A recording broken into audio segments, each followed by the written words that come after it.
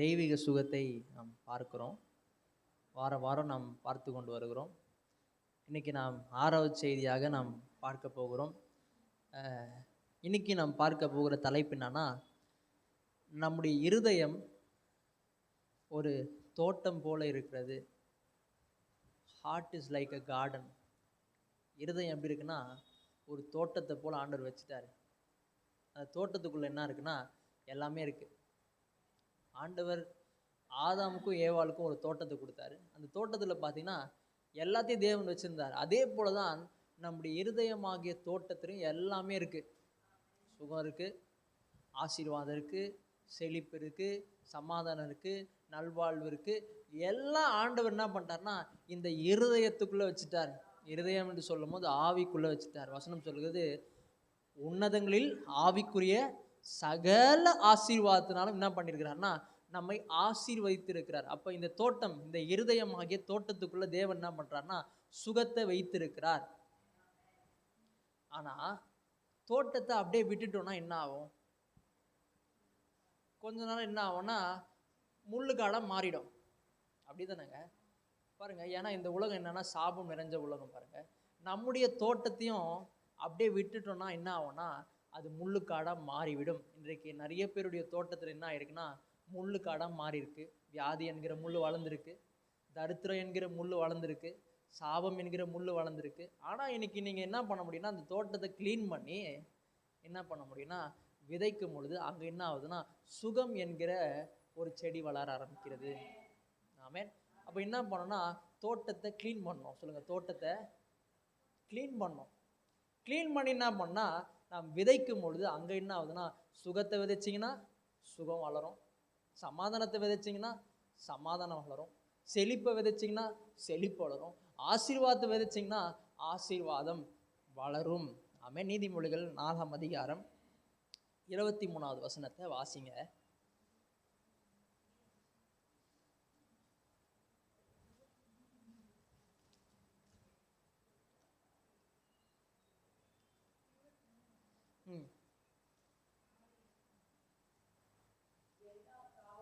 எல்லா காவலோடும் உன் இருதயத்தை காத்துக்கொள். எல்லா காவலோடும் என்ன சொல்றாருன்னா உன் இருதயத்தை காத்துக்கொள். உன் இருதயம் எப்படி இருக்குன்னா தோட்டம் போல இருக்கு. நீ என்ன பண்ணா எல்லா காவலோடும், தோட்டத்தை என்ன பண்றோம், நல்லா ஃபென்சிங்லாம் போட்டு முள்ளு வேலிலாம் போட்டு என்ன பண்ணா தோட்டத்தை காக்குறோம். இல்லைன்னா என்ன ஆயிடும்னா ஆடு வந்துடும், மாடு வந்துடும். மாடு வந்து என்ன பண்ணா எல்லாத்தையும் நாசப்படுத்தி விட்டுரும். அதான் சொல்றாரு, எல்லா காவலோடும் இந்த இருதயமாகிய தோட்டத்தை நீ காத்துக்கொள். இல்லைன்னா பிசாசு என்ன பண்ணுவானா வியாதியை கொண்டு வந்துடுவான், பிசாசு என்ன பண்ணுவானா தரித்திரத்தை கொண்டு வந்துடுவான், பிசாசு என்ன பண்ணுவானா தோல்வியை உன்னுடைய தோட்டத்துல கொண்டு வந்துடுவான். அதனால என்ன பண்றனா நீ தோட்டத்தை பாதுகாத்துக்கோ. அதுக்கப்புறம் சொல்றாரு, அதனிடத்துல இருந்து ஜீவ ஊற்று புறப்படும்.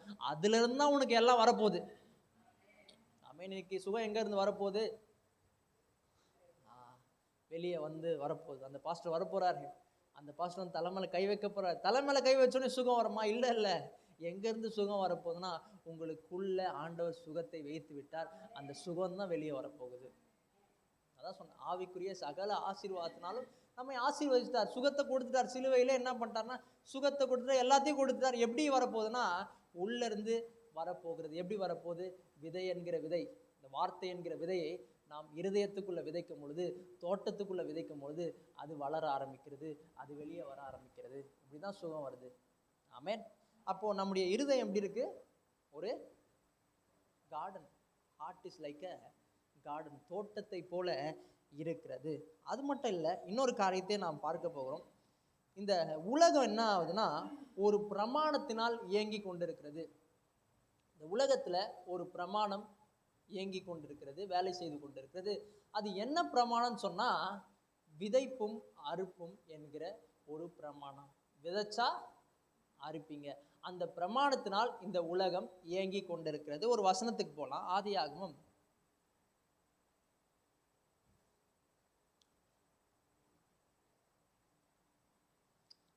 1ஆம் அதிகாரம் 11வது வசனத்தை பார்க்கலாம்.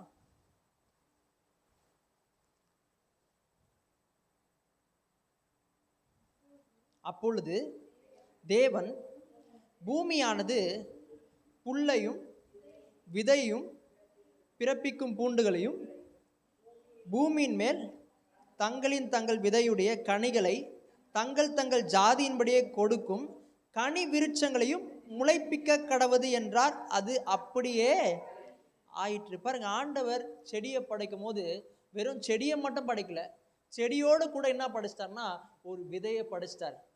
எல்லா செடியிலும் இன்னைக்கு என்ன இருக்குன்னா ஒரு விதை இருக்கு, எல்லா ஃப்ரூட்ஸ்லையும் என்ன இருக்கு, விதை இருக்கு. ஏன்னா தேவன் என்ன பண்றாருன்னா ஒரு செடி வளரணும்னா அதுக்கு நான் விதையை வச்சிடுறேன்.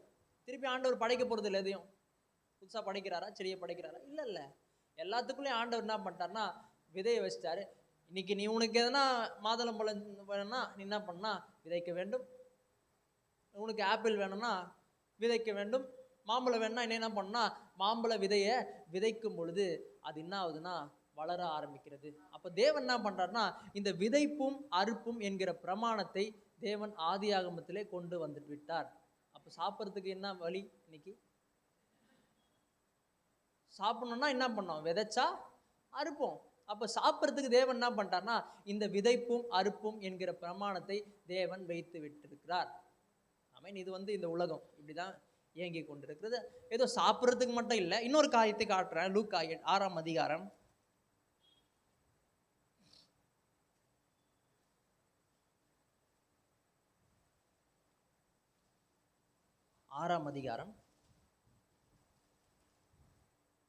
38வது வசனம் பாருங்க.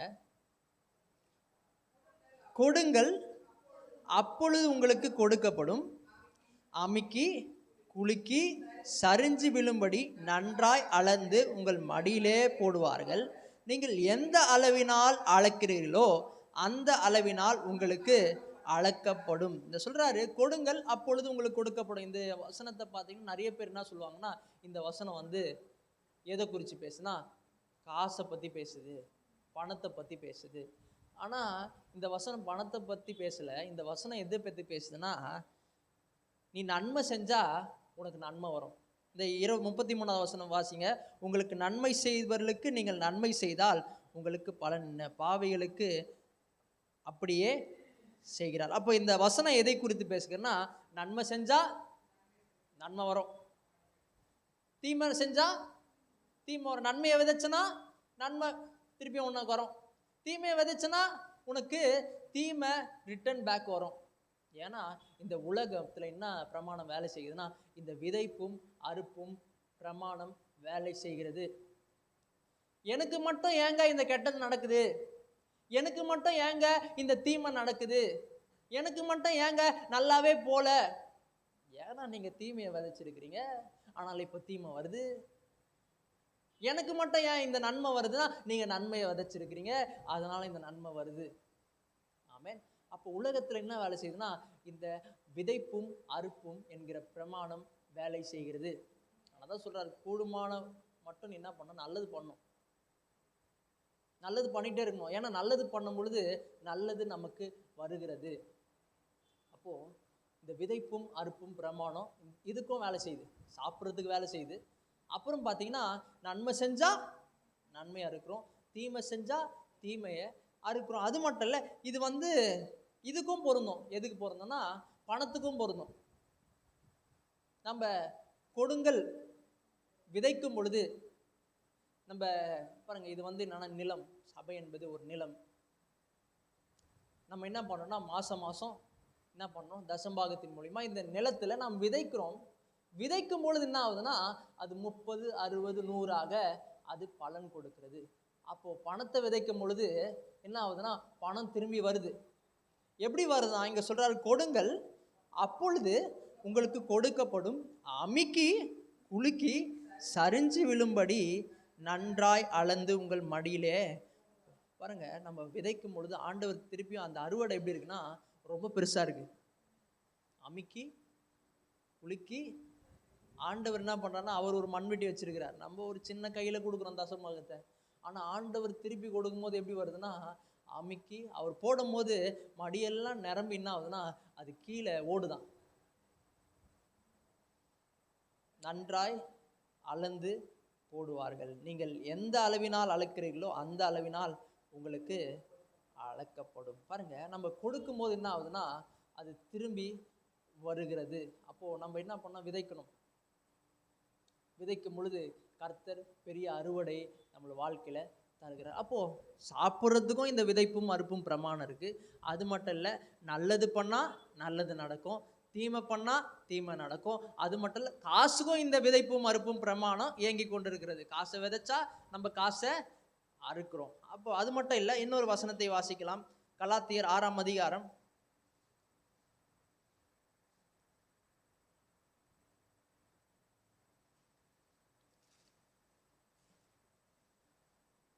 7வது வசனம் வாசிங்க.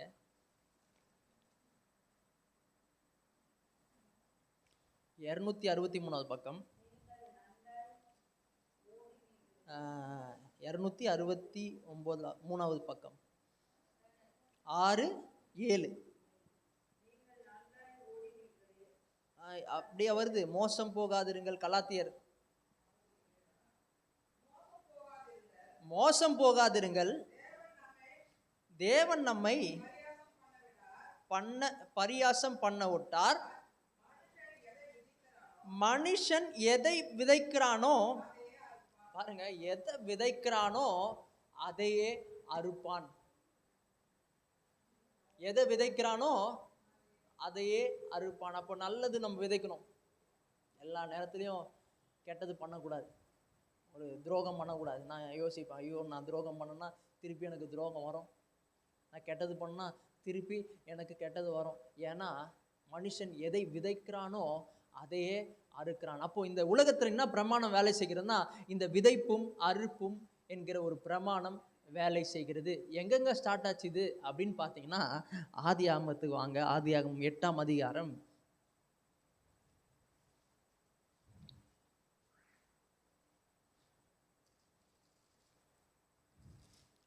20ஆம் வசனத்திலிருந்து 23வது வசனம் வரைக்கும் பாருங்க.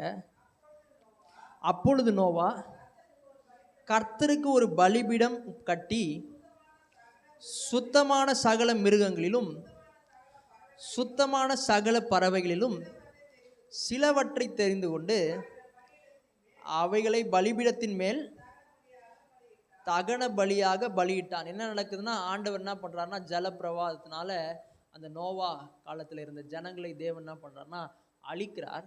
அழித்த உடனே மழைலாம் வந்துச்சு. மழை வந்து அதுக்கப்புறம் அந்த பேழை எங்கே போய் நிற்குதுன்னா, ஆராராத் என்னும் மலையில் அது நிற்குது. நின்னதுக்கப்புறம் அவர்கள் வெளியே வராங்க. வெளியே வந்து நோவா என்ன பண்ணுறாருன்னா பலி செலுத்துகிறார். பலி செலுத்தி என்ன பண்ணுறாரு பாருங்க, சுகந்த வாசனை கர்த்தர் முகந்தார். அப்பொழுது கர்த்தர் மனுஷன் நிமித்தம் பூமியை சபிப்பதில்லை. மனுஷனுடைய இருதயத்தின் நினைவுகள் அவன் சிறு வயது தொடங்கி பொல்லாதா இருக்கிறது. நான் இப்பொழுது செய்தது போல இனி சகல ஜீவன்களையும் சங்கரிப்பதில்லை. வாசிங்க அடுத்த வசனம். பூமியுள்ள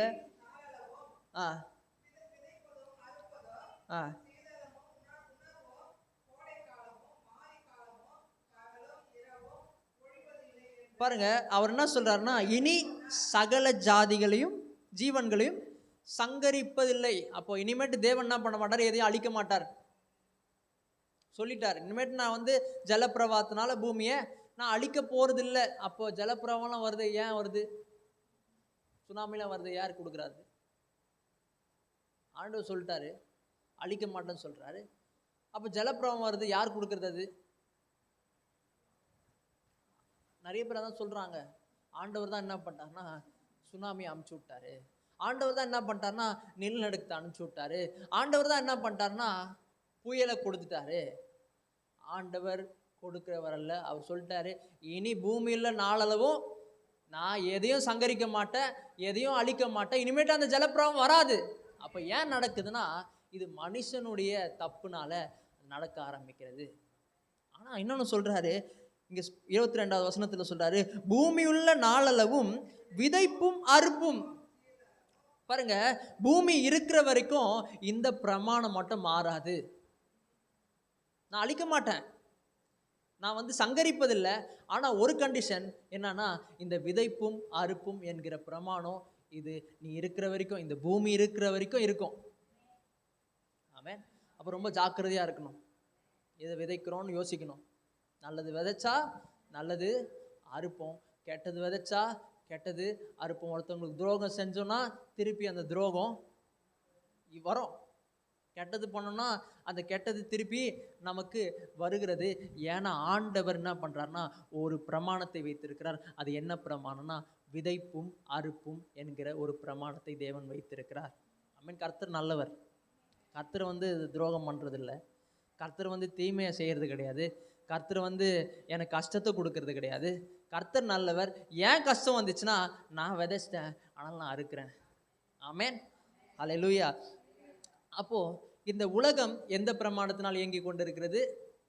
விதைப்பும் அறுப்பும் என்கிற பிரமாணத்தினால் இயங்கி கொண்டிருக்கிறது. அப்போ இந்த உலகம் என்ன ஆகுதுன்னா, இந்த இயற்கை உலகம் இந்த விதைப்பும் அறுப்பும் பிரமாணத்தினால் இயங்கி கொண்டிருக்கிறது. அதே போலவே இந்த ஆவிக்குரிய உலகமும் விதைப்பும் அறுப்பும் என்கிற பிரமாணத்தினால் இயங்கி கொண்டிருக்கிறது. நம்மளாம் யாரு? ஆவிக்குரியவர்கள். பாஸ்டர் சொன்னார்ல, நம்ம யாருன்னா ஆவிக்குரியவர்கள். இந்த ஆவிக்குரிய உலகத்தில் நாம் இருக்கிறோம். இந்த உலகம் எப்படி இயங்கி கொண்டிருக்கிறதுனா, இந்த பரலோக ராஜ்யம், இந்த தேவனுடைய உலகம் எப்படி இயங்கி கொண்டிருக்குன்னா, அங்கேயும் இந்த விதைப்பும் அறுப்பும் என்கிற பிரமாணத்தில் தான் இயங்கி கொண்டிருக்கிறது. ஆமென். நான் காட்ட விரும்புகிறேன். மத்தேயு 13ஆம் அதிகாரம்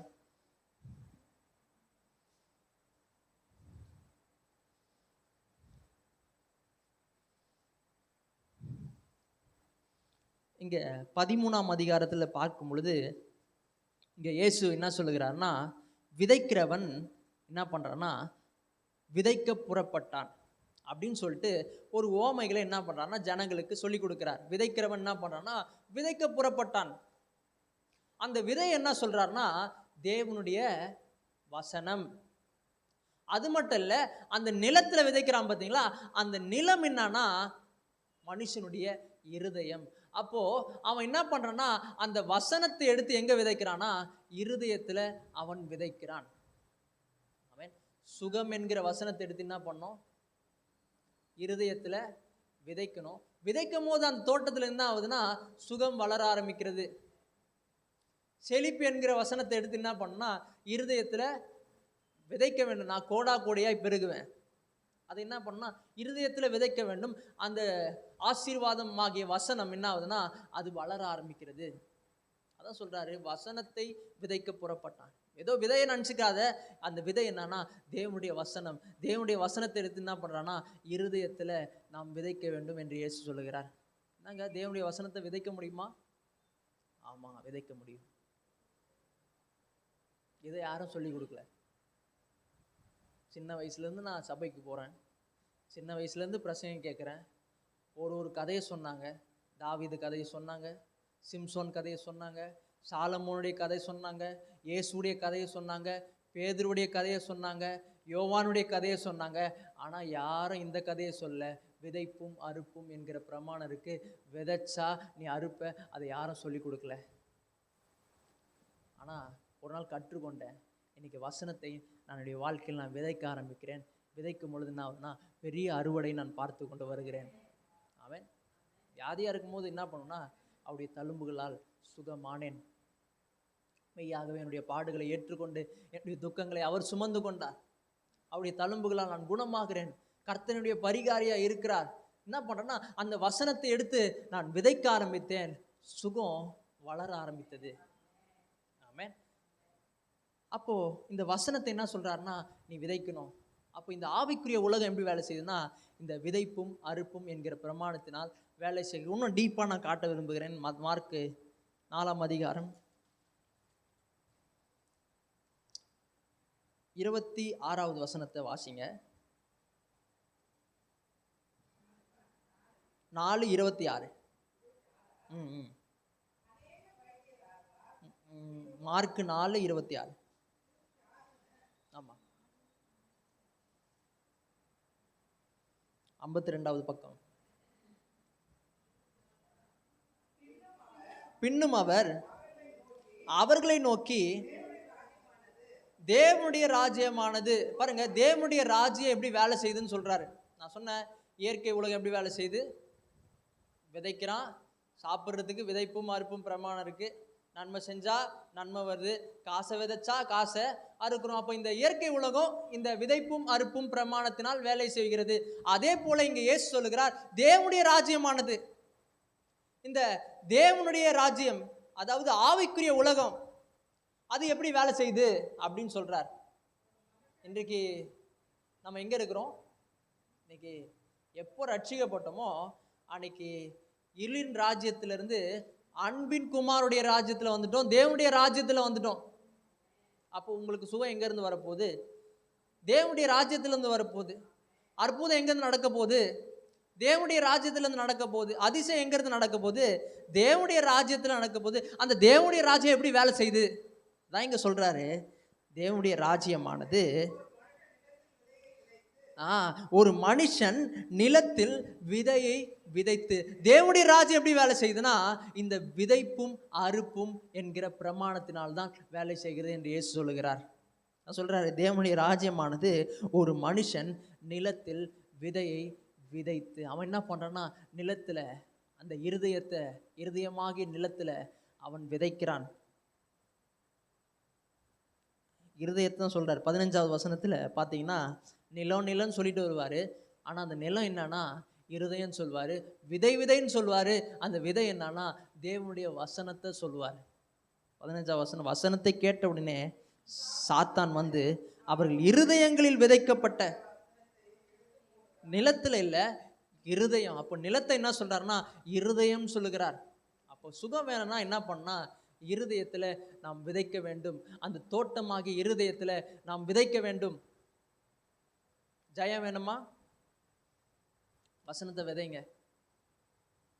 இல்லைங்க நான் பாஸ்டர் கிட்ட வந்து ஜோம் பண்ணிக்கிறேங்க, ஜெயம் வராது. நம்ம விதைக்கணும். அதை காட்ட போறேன். எப்படி நான் விதைச்சாதான் நான் அறுக்க முடியும். அற்புதம் நடக்கணுமா? விதைக்கணும். நல் வாழ்வு வரணுமா? வசனத்தை நாம் விதைக்கணும். வசனத்தை விதைக்கும் போது என்ன ஆகுதுன்னா நாம் அறுக்க ஆரம்பிக்கும். பாருங்க சுகத்தினுடைய வசனத்தை நாம் விதைக்கும் போது என்ன நடக்குது இங்க பாருங்கண்ணா. இங்க பார்த்தீங்கன்னா 27வது வசனம் பாருங்க.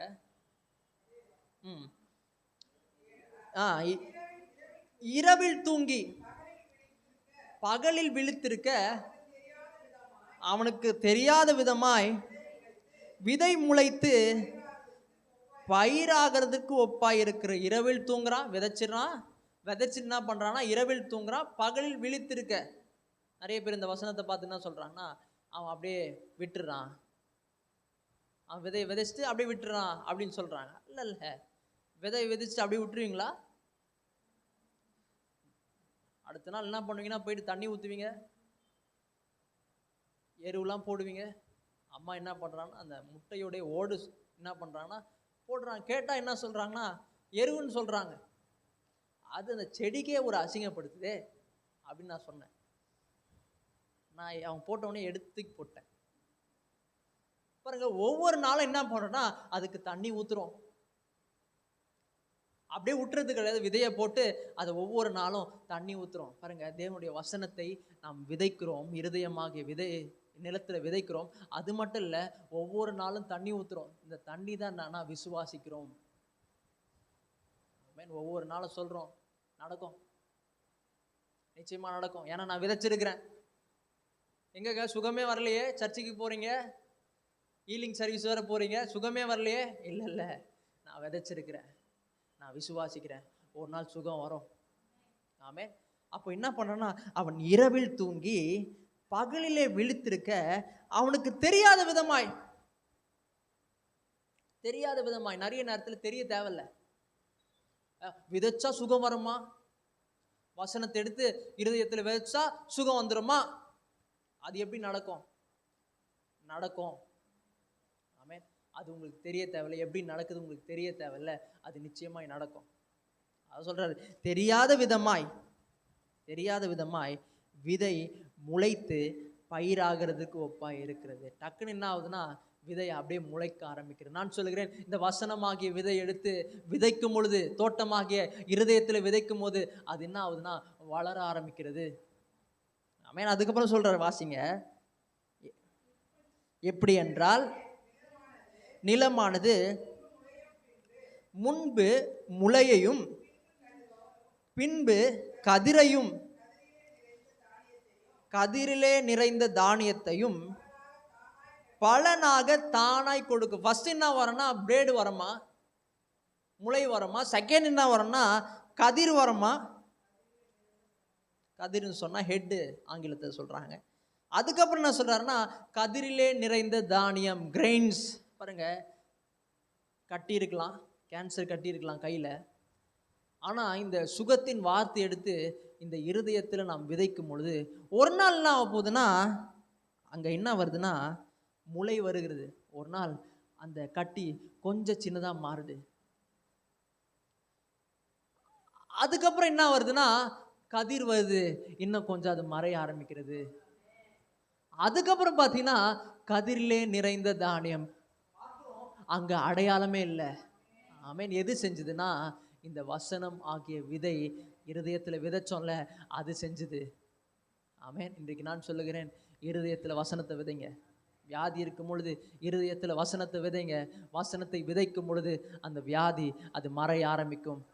அது கேன்சர் கட்டியாக இருக்கலாம், அவங்க சொன்னாங்க தைராய்டு சொன்னாங்க, அது என்ன வேணா இருக்கலாம். ஆனால் ஆண்டவர் இந்த பிரமாணத்தை வைத்திருக்கிறார். இதை செய்யும் பொழுது சுகம் நிச்சயமாய் வரும். அடுத்த வசனத்தை வாசிங்க. அதிலே பார்த்தீங்கன்னா அவர் சொல்றாரு, எப்படி என்றால், நிலமானது முன்பு முளையையும் பின்பு கதிரையும் கதிரிலே நிறைந்த தானியத்தையும் பலனாக தானாய். தானாயின்னு வரும்போது ஆங்கிலத்தில் எப்படி இருந்தா ஆட்டோமேட்டிக்கா. பாருங்க, நீங்க இதை செஞ்சீங்கன்னா, வசனமாகிய விதை எடுத்து நீங்க விதைச்சீங்கன்னா ஆட்டோமேட்டிக்கா சரீரத்தில் சுகத்தை நீங்கள் பார்ப்பீர்கள். ஆமென். அதான் சொல்றாரு, தானாய் கொடுக்கும். அதுக்கப்புறம் வாசிங்க 29 வசனம். பயிர் விளைந்து அறுப்பு காலம் வந்த உடனே அறுக்கிறதற்கு ஆட்களை அனுப்புகிறான். பாருங்க, அவன் விதைச்சான், இப்போ என்ன பண்றான்னா அவன் ஆட்களை அனுப்பி அவன் விதைத்ததை அவன் அறுக்கிறான். ஆமென். நீங்க விதைச்சிங்கன்னா நீங்க அறுப்பீங்க. நிறைய பேர் என்ன சொல்றாங்கன்னா, பாஸ்டர் நீங்க வந்து தலையில கை வைங்க பாஸ்டர், கை வச்சு ஜெபம் பண்ணுங்க பாஸ்டர், எனக்கு சுகம் வரும். தேவன் அப்படி ஒரு பிரமாணத்தை வைக்கல. நீ விதைச்சா நீ அறுப்ப. பாஸ்டர் விதைச்சா பாஸ்டருக்கு சுகம் வேணும்னா பாஸ்டர் தான் விதைக்க வேண்டும், அதுதான் பாஸ்டர் அறுக்க முடியும். உனக்கு சுகம் வேண்டுமானால் நீ விதைக்கணும், நீ தான் அந்த சுகத்தை அறுக்க முடியும். ஆமென். ஹல்லேலூயா. என்னதான் நம்ம ஜெபம் பண்ணாலும் ஒன்றும் நடக்க போறது இல்லை. நம்ம விதைக்கும் பொழுது தான் அங்கே அற்புதம் நடக்கும். ஆனால் தான் இயேசு கிட்ட வரும்போதெல்லாம் இயேசு சொல்றாரு, நான் என்னால் அற்புதம் செய்ய முடியும், ஆனால் நீ விசுவாசிக்கிறாயா? ஆமென். நீங்க விசுவாசிக்கும் பொழுது தான் அங்கே ஒரு அற்புதம் நடக்க ஆரம்பிக்கிறது. ஹல்லேலூயா. அப்போ அவன் அறுக்கிறான், அவன் விதைக்கிறான், அவன் அறுக்கிறான். அப்போ நீங்க என்ன பண்ணணும்? உங்க சுகத்துக்கு யார் விதைக்கணும்? பாஸ்டர் விதைக்க முடியாது, நீங்க தான் விதைக்கணும். உங்க சுகத்துக்கு நீங்க தான் அறுக்க போறீங்க. ஆமென். சரி, இது வரைக்கும் புரிஞ்சுதா? அது மட்டும் இல்லை, எப்படி விதைக்கிறது அதையும் பார்த்துருவோம்.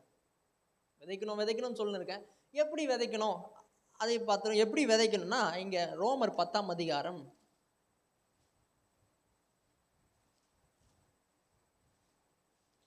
10வது வசனத்தை பாருங்க.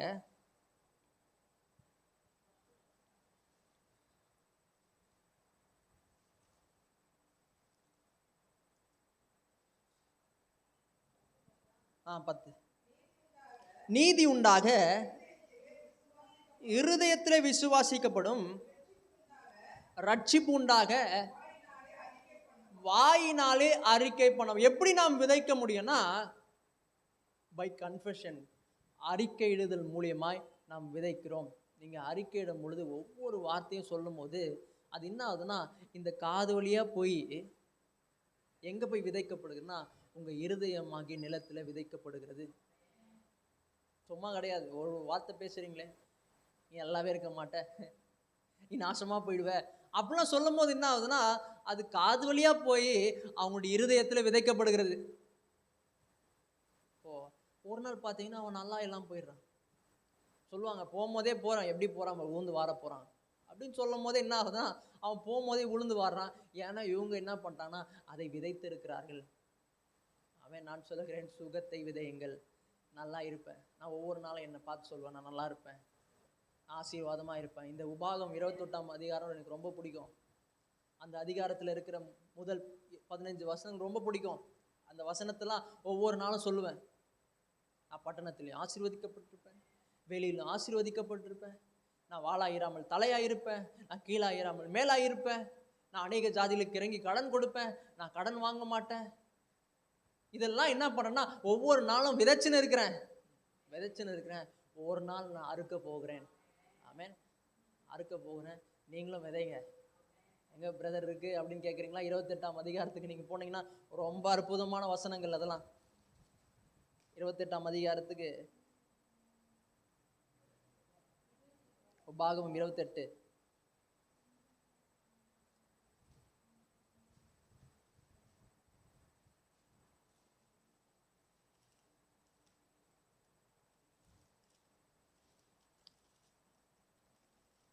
சொல்றாரு. இந்த 1ஆவது வசனத்துலேருந்து பார்த்தீங்கன்னா ஃபுல்லாக ஆசீர்வாதம் தான். 15ஆவது வசனம் வரைக்கும் 14ஆவது வசனம் வரைக்கும் ஒரே ஆசீர்வாதம் தான். இதை நீங்கள் என்ன பண்ணுங்கன்னா ஒவ்வொரு நாளும் அறிக்கையிடுங்க. எதுதோ சொல்லிட்டு இருக்கீங்க, அதெல்லாம் சொல்லாமல் நமக்கு ஜோம் பண்ண தெரியாது பாருங்க. சொன்னதே திருப்பி திருப்பி சொல்லிட்டு இருக்கோம். அப்படிலாம் இருக்கும்போது நம்ம என்ன பண்ணால் வசனத்தை எடுத்து நம்ம ஒவ்வொரு நாளும் சொல்லும் போது, நான் வாளாயிராமல் தலையாயிருப்பேன், நான் கீழாயிராமல் மேலாயிருப்பேன். 12ஆம் வசனம் பார்த்தீங்கன்னா, ஏற்ற காலத்தில் தேசத்தில் மழை பெய்யும். ஒன்றுமே நடக்கலையா சொல்லுங்க, ஏற்ற காலத்தில் என் தேசத்தில் என் வீட்டில் மழை பெய்யும்.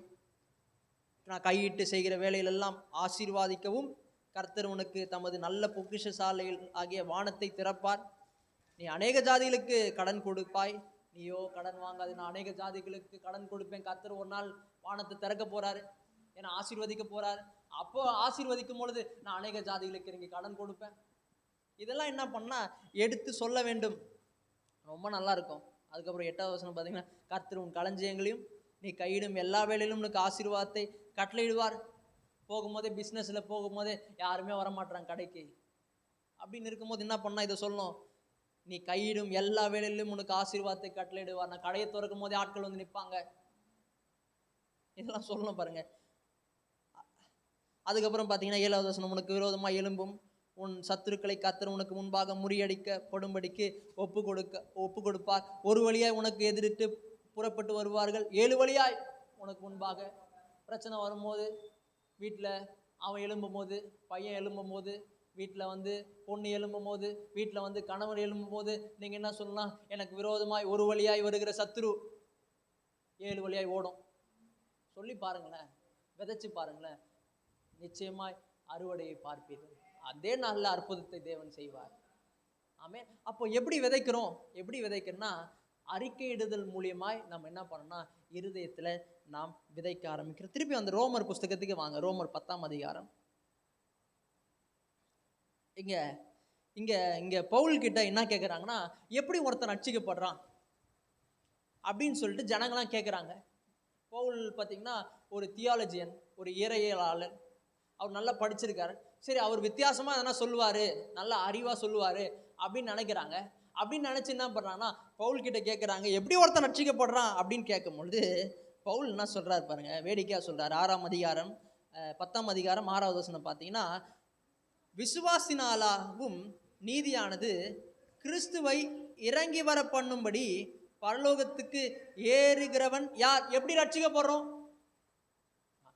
அங்கே போனோம். எங்கே போனோம்? அந்த மலைக்கு போனோம். பரலோகத்துக்கு ஏறி வருகிற பண்ணவன் யார்? அங்கே போனதான் ரட்சி போகிறோம் அப்படி சொல்கிறாரா? இல்லை.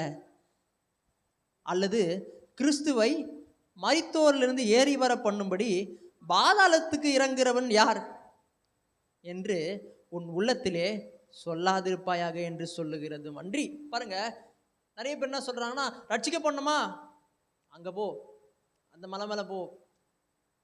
சில பேர் என்ன சொல்கிறாங்கன்னா, ரட்சிக்க பண்ணுமா பாதாளத்து அங்கே போ, 7 நாள் என்ன பண்ணு, உபவாசம் பண்ணு. ரட்சிக்க பண்ணுமா என்ன பண்ணா, எருசலேமில் போய் ஞானஸ்தானம் எடு. பாருங்க, அதெல்லாம் செய்ய தேவையில்ல. ரட்சிக்கப்படுறதுக்கு என்ன பண்ணணுமா சொல்றாரு, இந்த வார்த்தை உனக்கு சமீபமா இருக்கு. ரட்சிக்கப்படணுமா, அது ரொம்ப க்ளோஸா இருக்குப்பா. எங்க இருக்குன்னா அந்த வார்த்தை சமீபமா இருக்கிறது.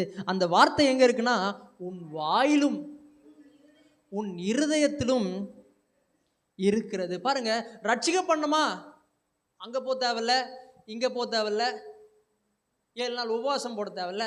ரட்சிக்கப்படணுமா, என்ன சொல்றாருன்னா உன் வாயில இருக்குப்பா. நீ என்ன பண்ணா, இயேசுவே என்னுடைய சொந்த ரட்சகர், அவரே எனக்காக மரித்தார், அவரே எனக்காக அடக்கம் பண்ணப்பட்டார், அவரே எனக்காக 3ஆம் நாள் உயிரோடு எழுந்தார், அவர் திரும்பி எனக்காக வரப்போகிறார். நீ வாயினால் அறிக்கையிடு, நீ என்ன பண்ணுவனா ரட்சிக்கப்படுவாய். ஆமென். நிறைய பேர் சொல்றாங்க, நீ ரட்சிக்கப்படணுமா, நீ அங்க போ, நீ வாரம் காணிக்க கொடு சர்ச்சுக்கு, அப்ப நீ ரட்சிக்கப்பட்டுருவ. இங்க சொல்றது இல்லை, ஆனாலும் உங்களுக்கு விளங்கல. ஆனா நிறைய சபையில சொல்றாங்க, நீ ரட்சிக்கப்படணுமா மலை மேல ஏறு. ரோமன் கேத்தலிக்ல நிறைய பார்க்கலாம், நிறைய காரியங்கள் சொல்லுவாங்க. ரட்சிக்கப்படணுமா நீ எதாவது பண்ணணும், கேண்டில் ஏற்றணும், நீ ப்ரேயர் பண்ணணும், இப்போதான் ரட்சிக்கப்படுவேன். இல்லை, ரட்சிக்கப்படணுமா வாயை திறந்து சொல்லணும், இயேசுதான் உண்மையான தேவன், இயேசுதான் எனக்காக மரித்தார், இயேசுதான் எனக்காக அடக்கம் பண்ணப்பட்டார், இயேசுதான் எனக்காக 3ஆம் நாள் உயிரோடு இருந்தார், இயேசுதான் எனக்காக திரும்பி வரப்போறார். இதை சொல்லும் பொழுது என்ன ஆகுதுன்னா நம்முடைய இருதயம் திறக்கப்பட்டு நாம் ரட்சிக்கப்படுகிறோம். ஆமென். அதே போலதான் சுகத்துக்கும், ரட்சிப்புக்கு சொன்னல, சுகத்துக்கும் நம்ம எங்கேயும் போக தேவையில்ல. நிறைய பேர் அங்கே போகிறாங்க, தூத்துக்குடி போகிறாங்க, நாலுமாவடி போகிறாங்க, அங்கே போகிறாங்க, இங்கே போகிறாங்க, எங்கேயும் போக தேவையில்ல. ஆண்டவர் உங்களுடைய சுகத்தை எங்கே வைத்திருக்கிறார்னா உங்கள் வாயில வைத்திருக்கிறார். ஆமென். அல்லேலூயா. சுகத்தை எங்கே வச்சிருக்கிறாரா, ரொம்ப சமயமா இருக்கு. எங்கே இருக்குன்னா மூக்குக்கும் தொண்டைக்கும் நடுவில் ஆண்டவர் வச்சுட்டாரு சுகத்தை. என்ன பிரதர் சொல்றீங்க, நான் அந்த பாசிட்ட போகலாம் நினச்சனே, தூத்துக்குடி போகலாம் நினச்சனே, நான் 4 மாவடி போகலாம் நினச்சனே. கர்த்தர் சொல்றாரு, நீ அங்கே போக தேவையில்ல, நீ தூத்துக்குடி போக தேவையில்ல, நீ என்ன பண்ணனா வாயை திறந்து சொல்லு சொல்றாரு. இந்த வார்த்தை உனக்கு சமீபமாக இருக்கிறது, உன் வாயிலும் உன் இருதயத்திலும் இருக்கிறது. வாயை திறந்து சொல்லு. வாயை திறந்து சொல்லும் பொழுது அது என்ன ஆகுதுன்னா இருதயமாகிய தோட்டத்தில் அது விதைக்கப்படுகிறது. விதைக்கப்பட்ட உடனே அந்த சுகம் வளர ஆரம்பிக்கிறது, உன் சரீரத்தில் அது காணப்பட ஆரம்பிக்கிறது. ஆமென். அல்லேலூயா. சுகம் வேணுமா, எங்க போனோம், வல்லமையான பாஸ்டர்கிட்ட போகணும் அப்படின்லாம் சொல்லாதீங்க, ஒன்றும் வராது. இயேசுகிட்ட வரும்போது இயேசு கேட்குறார், நீ விசுவாசிக்கிற, நான் வல்லமையான போதகர் தான், ஆனால் நீ விசுவாசிக்கிறியா, நீ வாயை திறந்து சொல்றியா, நீ வாயை திறந்து சொன்னாதான் உனக்கு அற்புதம் நடக்கும். ஆமென். எனக்கு ஒருவேளை பலவீனத்தில் இருக்கிறீங்கன்னா நான் சொல்லுகிறேன், வாயை திறந்து சொல்ல ஆரம்பிங்க, இப்பொழுதே சுகம் உண்டாகும். ஆமென். அவ்வளோதான், டைம் ஆயிடுச்சு. தொடர்ந்து நம்ம பார்க்கலாம், அடுத்த வாரத்தில் நம்ம இன்னும் நிறைய காரியங்களை பார்க்கலாம். அப்போது அங்கே போகக்கூடாது, இங்கே போகக்கூடாது, எங்கே இருக்குன்னா சுகத்தை ஆண்டவர் எங்கே வச்சிருக்கிறாரு, வாயில் வச்சிருக்கிறார். எல்லாரும் எழுந்து நிற்கலாம், நாம் ஜெபித்து நாம் முடிக்கலாம். ஸ்தோத்திரம் ஆண்டவரே, ஸ்தோத்திரம் ஆண்டவரே, ஸ்தோத்திரம். இன்னைக்கு சுகத்தை ஆண்டவரே எங்கள் வாயில் வச்சுட்டீங்க ஆண்டவரே. பரலோகத்தில் ஏறி வர பண்ணுகிறேன், அங்கே போக தேவையில்ல, பாதாளத்துக்கு போக தேவையில்ல, எங்கேயும் போக தேவையில்ல ஆண்டவரே. ரட்சிப்பை எப்படி வாயில் வச்சிங்களோ அதே போல சுகத்தை ஆண்டவரே எங்களுடைய வாயில வைத்திருக்கிறீர் ஆண்டவரே. இன்றைக்கு நாங்கள் பேசுகிறோம், சரீரத்தை பார்த்து பேசுகிறோம். ஓ பலவீனமே, இயேசுவின் நாமத்தில் சுகம் அடை, சுகமடை, சுகமடை, உயிரடை, மரித்த காரியங்களே உயிரடை இயேசுவின் நாமத்தினால. ஓ ஸ்தோத்திரம் ஆண்டவரே, ஸ்தோத்திரம். இன்றைக்கு நாங்கள் பேசுகிறவர்களா இருக்கிறோம் ஆண்டவரே. அன்றைக்கு ஒழுங்கின்மையை பார்த்து பேசினீரே ஆண்டவரே, அன்றைக்கு வெறுமையை பார்த்து பேசினீரே, அன்றைக்கு இருளை பார்த்து பேசினீரே ஆண்டவரே. பேசும்பொழுதே இருள் மாறி ஆண்டவரே வெளிச்சம் வந்ததே, ஒழுங்கின்மை மாறி எல்லாம் ஒழுங்கானதே, வெறுமை மாறி எல்லாம் நிறைவானதே ஆண்டவரே. இன்றைக்கு எங்களுடைய வாழ்க்கையில் இருக்கிற ஒழுங்கின்மை பார்த்து, வெறுமையை பார்த்து, இருளை பார்த்து நாங்கள் பேசுகிறோம் கர்த்தாவே. வியாதியை பார்த்து நாங்கள் பேசுகிறோம், அவருடைய தழும்புகளால் நாங்கள் குணமானோம், குணமானோம், குணமானோம்.